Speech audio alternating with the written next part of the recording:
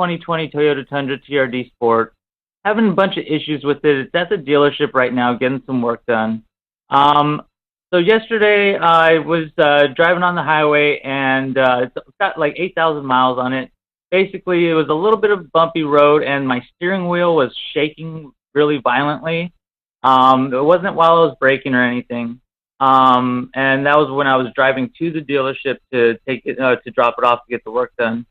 And whenever I hit like a small bump in the road, it feels like the bottom's like dropping out. Like you hear the bump stops hit. And, I took it to the dealership, and they're saying that there's nothing wrong with it and that the shocks aren't leaking or anything like that. However, they had to replace the top bushings for the mount for the rear shocks for the top where nuts on. And I'm just wondering if maybe that might have something to do with it or not.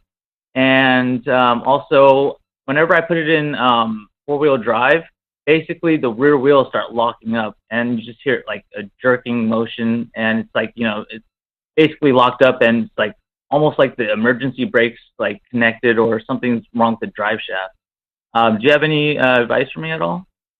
When you're in a straight line, it feels like it's locking up when it's in four-wheel drive? Yeah, basically I just went to reverse, and as soon as I put it in reverse, it basically was like a bump, bump, bump, bump, bump, bump, and it was like I had to like push on the accelerator super hard just to back up. Well, okay, I'm going to want to just get a couple pieces of information before. This truck is a 2020 Tundra, 8,000 miles. Is it all original? It's all original. I haven't done anything to it. It's the only work that's been done to it was when they put the TRD package on it from the port after they received it from the port. Correct. But that's all I wanted to know. I just want to make sure it didn't have larger tires and rims or a lift kit or any sort of after factory stuff. No, basically it came with the 18s, but when they threw the TRD package on it, they put the 20s on it. But that's all factory approved stuff. They have a process for that. That's all. I haven't put any aftermarket products or third party products on it at all. Okay. I just wanted to confirm that piece before we went forward. And as far as the four-wheel drive system goes, I know Russ is thinking the same thing. That sounds unusual. I think him and I were both thinking that if this thing's on dry pavement and it's turning, maybe it's binding up because it's got it just has. And he's owned it for a while, so he'd know that. Yeah. So. But in a straight line, if it's binding up, the only thing that'll bind up in a straight line when it's in four-wheel drive and not in two-wheel drive is if you have tires that are worn to a greater extent on one end, front or rear, than the other, like a lot. Like if they were worn a quarter-inch difference, when you start rolling, you move a couple feet, and it's going to start to bind up and drag either the front or the rear end. The other thing is transfer cases. We've put a couple of transfer cases in these that just They were older than this, but the same setup. We did an 18 and 17. So yeah, but my point is they didn't have 8,000 miles on them. But no, but I'm kind of surprised that they failed with like 70,000 miles on them. For a Toyota, that was super rare. Highly unusual. So I'm wondering if you don't have something going on there. But you've only got 8,000 total on this vehicle? Yeah, I just got it in August, and the dealership's telling me that there's nothing wrong with it. And I know there's something wrong with it. I've had to take it. Sorry, I didn't mean to cut you off. No, I was just laughing. I had to get some work done to it. It's crazy. It is something wrong with it. Yeah.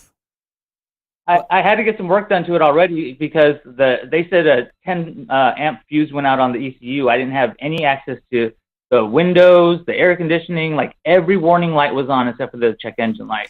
I didn't have any cruise control.